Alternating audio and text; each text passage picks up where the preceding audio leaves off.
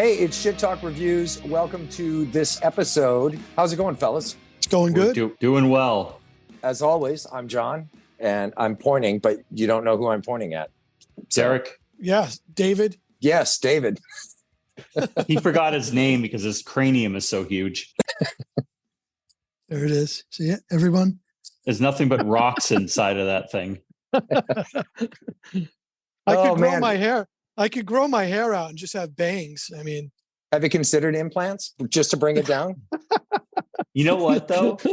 If you did that, you'd look like Cold Chamber circa like 1997. And you have to make your bangs with your bald head just green bangs.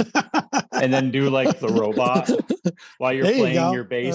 Yeah. It's a good look. Thank you. Yeah. That's a good look. You should consider it.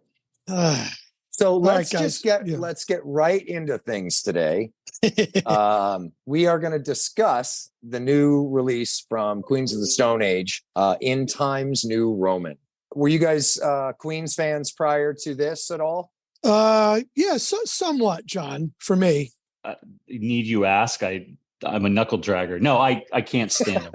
All right, well, that's fair. Okay, well, this should be an interesting conversation because I'm kind of all over the place on this record. The quick backstory on the band: formed around 96 from Seattle, stoner rock band, quite a few records, 15, 16 albums. Yeah. It's not even a stoner rock band. That's an insult to all stoner rock bands that are out there, but keep going. Well, then let's take a second to discuss the genre type. Who represents stoner rock? Oh, Fish, The Dead. I mean, it goes on, right? I wouldn't call Fish or The Dead stoner rock. Oh my God, I would stoner music? Maybe stoner music, but not and this is why I hate genre. Oh, I'm sorry. I thought stoner rock. Okay. No, it's as a genre. Yeah. I agree with what you said. Yeah, plenty of stoners listen to Fish and The Dead, but yeah, I think Masters of Reality would fall into the stoner rock. Sure. Telekinetic Yeti, Resin. I mean, the list goes on and on. Down probably falls into that category. These guys are, they're pop radio rock to me. But we'll get into the reason why I really don't like it later on. I always thought of Queen of the Stone Age a little punk, a little rock, a little bit of metal, a little bit of everything. I mean, they do come with a broad spectrum as far as what they put out. Yeah. My take, right? I think a lot of this album had a lot of what I just said, but we'll get into it. Oh yeah. There's a number of bands I think these guys were listening to when this material was written. And I wouldn't put any of the bands that I picture them listening to in the stoner rock category. But I mean, honestly, guys, for me, a lot of this album felt like Talking Heads, David Bowie. It felt a lot like that for me. I might be off track, but man, I heard a lot of Talking Heads in a lot of this music. I felt some Doors and some Bowie. But definitely, yeah, Bowie for sure. Not so much the Doors for me, but again, Talking Heads. It's sort of a 12-bar blues vibe on a lot of the tracks on this record.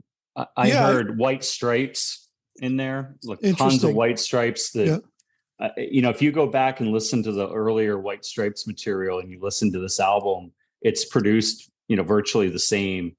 And, I think a lot of my issue with this, it stems from its classic Rick Rubin. Rick Rubin is notorious for watering down bands, watering down the heaviness, the fullness of a band. And, look at Metallica's Death Magnetic. It's just stripped down, very thin music. And I hear that here, and there's just overproduction. There's so much going on production wise. Yeah, I agree. That the heaviness was just absolutely stripped away.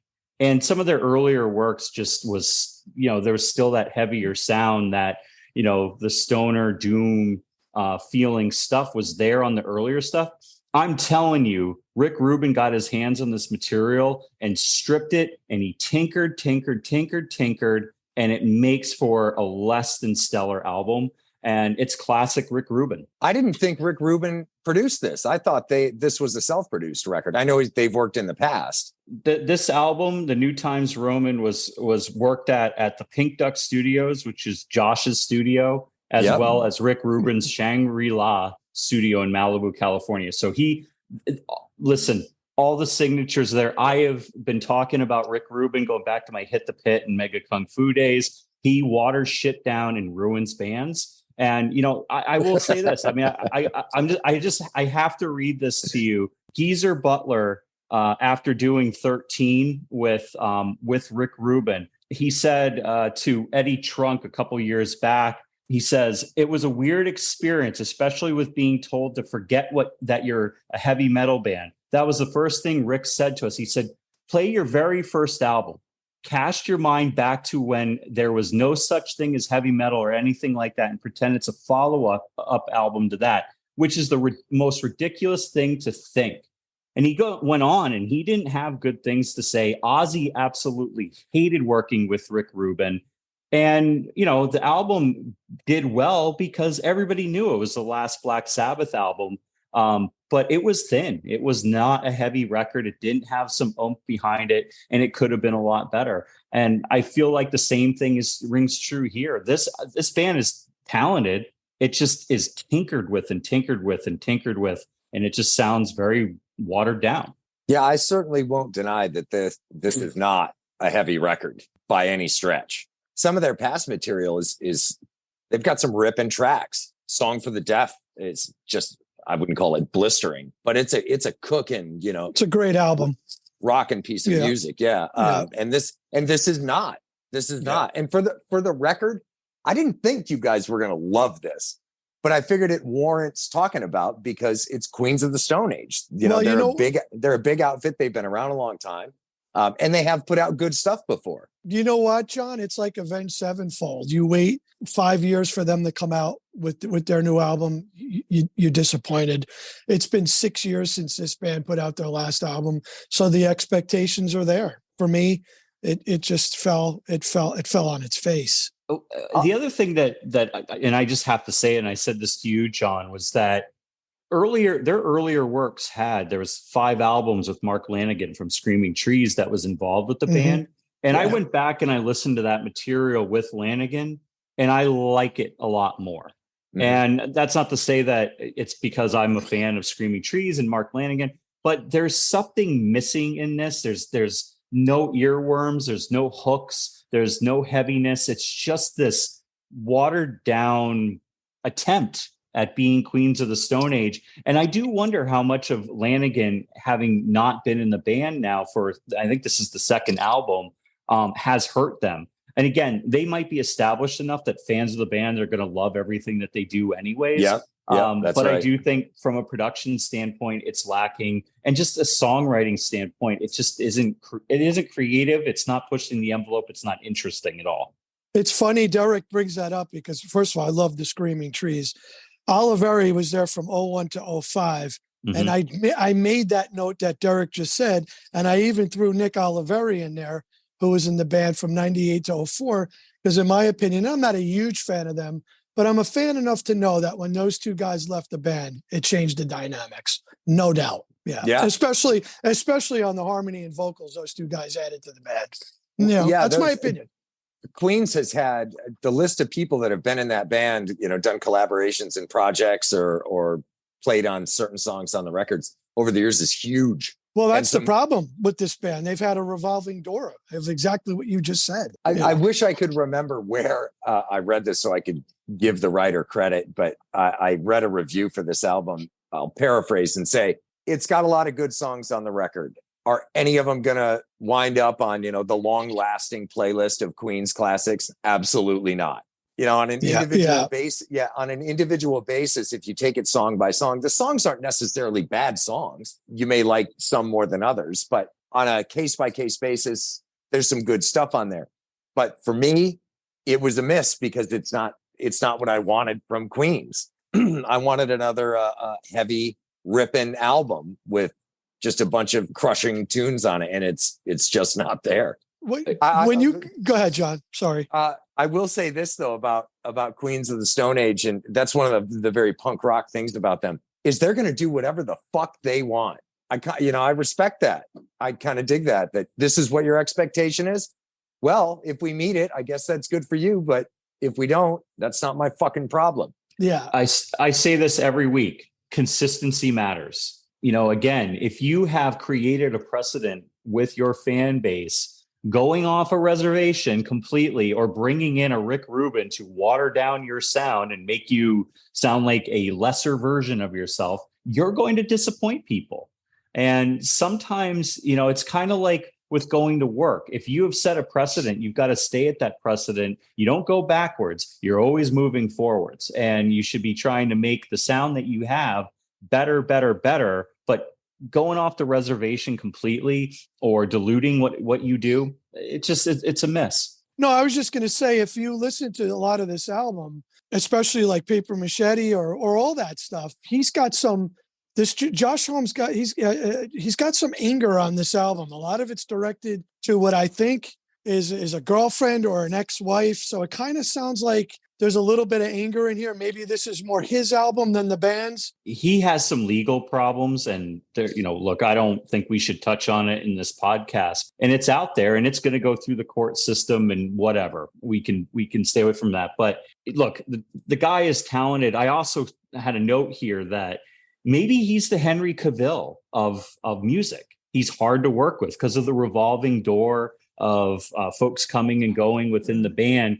Henry Cavill can't seem to keep a job as an actor. He's Superman one second, he's the Witcher the next, and then he's being shown the door. It makes you wonder about personality and what people do behind closed doors. And maybe that's part of the problem. But you can definitely hear that in the album here, in this album. He definitely was purging some demons and putting his perspective on whatever is going on in his world out there. Yeah. I read that the instrumental tracks got recorded 2.5 years prior to him coming in and putting his vocals down, which, is, I guess, neither here nor there. But who knows what was going on in his personal realm that might have impacted the lyrical content that went down, that might have been different had they tracked the vocals 2 years prior. Let me ask you guys, were you more, because very similar, we waited for albums for 5-6 years for both these bands. So were you more upset about Avenged Sevenfold, or were you more upset about Queen of the Stone Age? You were more, yeah. Me too. I was more disappointed with Avenged for sure. We've talked about this before. This begs the question, do bands have a right to evolve and grow and change, or do they not? I mean, I think they do, but they do it, as you were saying, Derek, they do it at risk of alienating some of their fan base in the process. And I don't think this record, I don't think is a huge shift for Queens, but I think it's less heavy, but it's not like Avenged Sevenfold's current record relative to their last record, which was, who knows? This feels like a commercial money grab. And whenever you throw Rick Rubin out there with a band, it's like, oh, okay. They're going to step up their game. And I don't always agree. I believe that Rick Rubin is a negative for most artists. But that being said, I think that this was an attempt at being more commercial. Like I said, it felt like more of the Red Stripes production values with Queens of the Stone White Age. Stripes. What did I say? Red. Oh, Red Stripe, the beer. Yeah. See what's on my mind on a Friday. The Red Stripes should be the reggae version of the White Stripes. Just do all, they should be the Dred Zeppelin of White Stripes. Perfect. Yeah. But yeah, it that's the way it sounded to me. And that's not what I was looking for. Listen, not from this band. Like Metallica, Avenged, some of the podcasts we've done, I don't knock anybody. The band's been around since 96. They got 8 albums. Like John just said before, let them do it. They earned it, right? I mean, who are we to say they can't experiment? But Derek said it before. I mean, you lose fans. You're going to go, if you're going to take a risk and you're going to go in this direction, you are taking a risk. It happens. You will lose fans. You will have fans that love it and fans that hate it. And then you'll have fans that just don't come back. It is what it is. There is a degree of accountability, which is the fan base. And our whole point of doing this was to actually turn people on to new music. It's almost like information overload. There's so much music for people to go find that they get, it's paralysis by analysis. It's like sitting with your wife on a Friday night and you have every single streaming channel and you have no idea where to start. I want somebody like us to tell us what shows are good, what music is good, what's worth the time, or what's not worth the time. And so I think here we go. So here we go. Don't listen to Queens of the Stone Age's In Times New Roman, listen to their old shit. It's way better. It sucks, man. When you have a band that you like or a band that you're familiar with and they come out with material and it's not very good, it's like an uppercut. It sucks. I get it. So, and I was disappointed in this, just like I was in with Avenged and some of the previous Metallica albums. Those bands that have been around a long time, you just have those expectations that you're not going to have this situation that we're in right now, but it happens. Well, I'll make sure I pick a winner for next week. Listen, this wasn't bad. I'm not going to shit on it. There's stuff on here I liked. Was it all over the place? Absolutely. Did it have? Sometimes it had a soundtrack feeling to me for an 80s movie, so. My mind was all over the place on this album. I didn't hate it. I didn't love it. It had some parts to it that I enjoyed, but I kind of felt like that all over it, on every song. That's fair. Let's change our standout tracks protocol just for this one. What were the songs that you hated the most? I think it was What the Peepholes Say. I couldn't get through it. I'd be listening to it in the car. Boom. On to the next. I just couldn't do it. What's funny about that is that sounded to me like a flock of seagulls in a soundtrack 80s movie, that song. I didn't get it, It was a disaster. First thing I thought when that song started, it was like, oh, I guess this is the summer song on the record. You're right. Let's go to the beach. There you go. I don't know, Dave, guys. What do you know? Standouts. Let's hear the ones you didn't like on it. There was 10 songs on here, and I didn't like a lot of them, John. I'm going to be honest with you. A lot of it just sounded too 80s for me, too all over the place. Gosh, John, this is tough. Sicily was my favorite. Spit it out, man. Come on. I don't know. Honestly, there really wasn't one that stood out for me. That was really one of my favorites. My favorite one was Sicily. I thought that was good. Had a good bass line. Some good guitar at times, but other than that, John, it's really hard to say which one was bad, because some of them to me just weren't very good. I know I'm kind of circling around your answer, but honestly, I don't want to pinpoint one. I'm going to make it easy. I just didn't like it. Yeah. Oh God, I feel bad because historically I like Queens of the Stone Age. Yeah. And I like a lot of the stuff that they've put out over the years. But when I wrote down the track listing, making notes as I go through the record, I got to track 5, Made to Parade, and my notes just say nope. Yeah. You want to know what I like? I got some rubber bands at Staples the other day. I like this box of rubber bands more than I like In Time's New Roman. I know it's hard. I know it's hard to remember the songs that kind of go back in your memory bank. But the one song, Carnivore, was that to me was maybe my worst, because I was like, what the hell is this? It was terrible. It was all over the place. To me, it made no sense. So that was probably my worst, John, that particular song. Dave, do you want to see Derek get really riled up? Sure. Listening to Carnivore, one or more of the guys in the band were listening to Typo Negative before they put Carnivore down. I just heard like these faint vibes of it. I was like, I hear Typo Negative in there. Yeah. And immediately, of course, thought of Derek. Hey, you know what? Greatness is often imitated, but never duplicated. These fuckers can't touch Peter Steele. Point.